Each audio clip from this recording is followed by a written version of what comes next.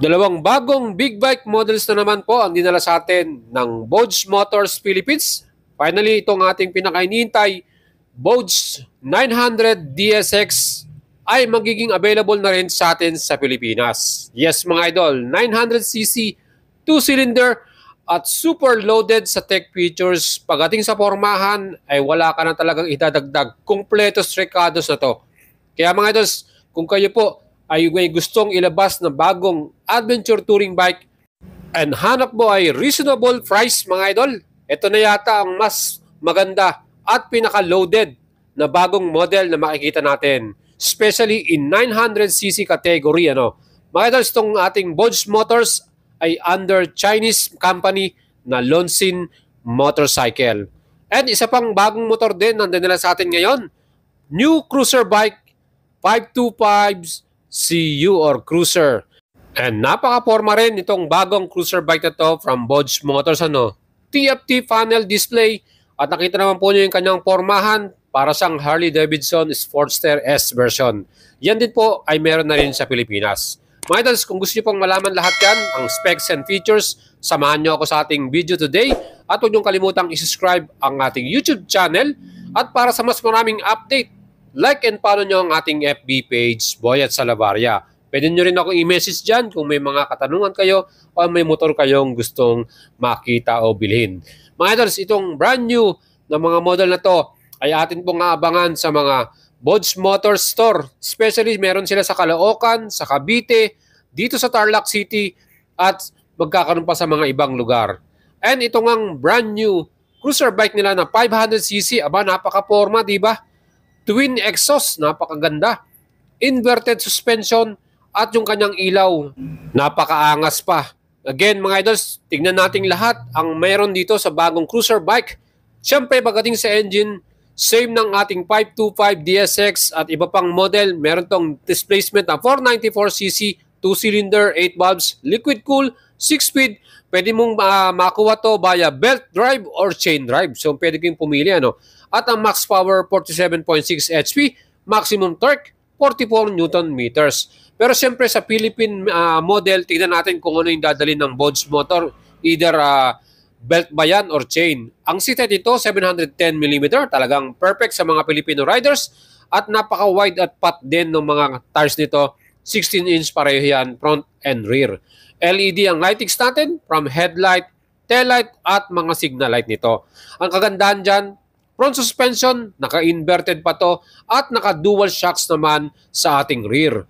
Siyempre pa, pagdating sa ating display, full color TFT na yan. Aba mga idols, kita naman po ninyo yung pormahan nito, di ba? Talagang machong-macho datingan natin dito at poging-pogi. Halos kamukha ng Harley Davidson na Sportster S version. And pag available na ang unit na yan mga idols, ibibigay ko sa inyo ang ating full specs actual unit review niyan. Next naman na model nating titignan, brand new 900cc adventure bike from Boats Motors. Yan nga po yung pinakainihintay natin. Kung napaka-modern at loaded ang ating 525 DSX, eto dagdagan nyo pa yung mga standard equipment na nilagay nila dito. Kita naman po ninyo yung pormahan talagang panalo din. At syempre ang kanyang engine type, 894cc, 2-cylinder, 270 degrees crankshaft, 8 valves po ito, double overhead camshaft, liquid cooling at merong 6-speed transmission. Equipped din to ng sleeper clutch, dual channel ABS, traction control, quick shifter with max power 95 HP at max torque na 94 Newton meters. Aba mga idols, super ganda rin ang kanyang suspension, rebound, damping and adjustable yung front, inverted dyan, KYB brand ang nilagay. Same sa ating rear, KYB monoshock, preload, adjustable and damping na rin yan. Kumbaga, fully adjustable front and rear natin. Plus, ang ating stopping power, dual disc sa front, Brembo caliper, 4-piston oppose yan, at equipped ng anti-lock braking system. O diba, premium ang mga parts nito. And sa rear naman ng ating brake, single disc din yan, Brembo caliper din ang ginamit at equipped ng ABS at with traction control system. Pagdating naman po sa ating mga gulong, Pirelli Scorpion tires ang ginamit, 1990 by 21 sa front at 150/70 by 17 sa ating rear tire. Aba mga idol, ang sukat naman ng wheelbase 1,580 mm. So asahan natin talagang medyo may kalakihan to, no? At ang ground clearance 190 mm. Di ba mataas din? At ang kanya namang pinaka total weight 238 kilograms. Kaya mga idols, kayo na po ang balang humusga. Ang nagustuhan ko rito, yung seat height niya mga idols, 825 mm lamang. So hindi siya ganun kataas. So kayang-kaya natin yan. Kung ako 5'6", 5'7", halos konting-konti lang, tip to lang tayo na konti pero kayang-kaya. Fuel capacity nito, 17 liters. Ba marami-rami na rin yung kakarga natin dyan. And ang kagandahan dito, standard dito, meron tong heated seat and grip. Ba mga idols, pwede ito sa mga kahit long rides natin, kahit umuulan pa yan. Equipped din siya ng cruise control. Ba napakaganda, di ba? At ito rin po ay merong tire pressure monitoring. Plus, may voltmeter din ito. At ang the best pa dito, meron din itong equipped na rear collisions sensor. Aba mga idols, para ka na nakasasakyan, di ba? Well, meron ditong dash camera, front and rear, para din sa ating safety. At pwede ka rin mag-mirroring phone connection para dito sa ating full-color TFT panel na may 3 riding modes, rain, eco, at sports. Aba mga idols, super sulit to ha. Talagang napakaganda. Meron tong USB charger ready at meron din siyang power socket charger. O di ba? Pang-touring talaga tong ating brand new model na to from Bosch Motor. Adjustable din ang ating windscreen. Plus napaka-forma rin ng ating muffler ano. Ang nakikita nating price range dito 580,000 to 600,000. Hopefully ay hindi na siya lumagpas sa ganyang presyo mga idols. Pero para sa akin, pinaka-loaded tong model na to na may crash guard na, engine guard, plus meron na rin siyang center stand at meron siyang top box frame at yung panniers frame ano. So naka-ready na yan, abang na lang natin para dito sa ating model na to.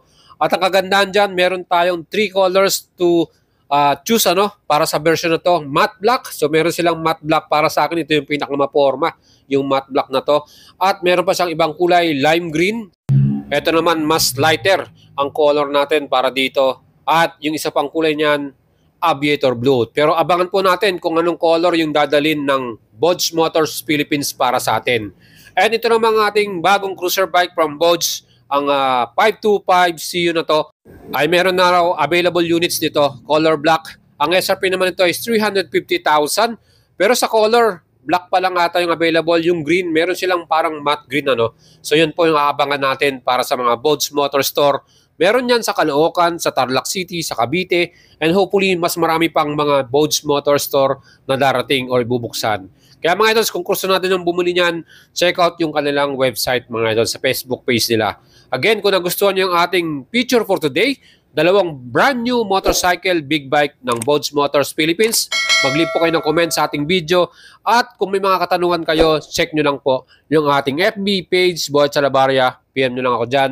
At subscribe kayo sa ating YouTube channel. Salamat po sa inyong pagtangkilik at pagsuporta. At again, mga idols, marami pa tayong nakareading mga vlog para sa inyo at update. Kaya follow nyo ako sa ating FB page, Boyet Salabarria.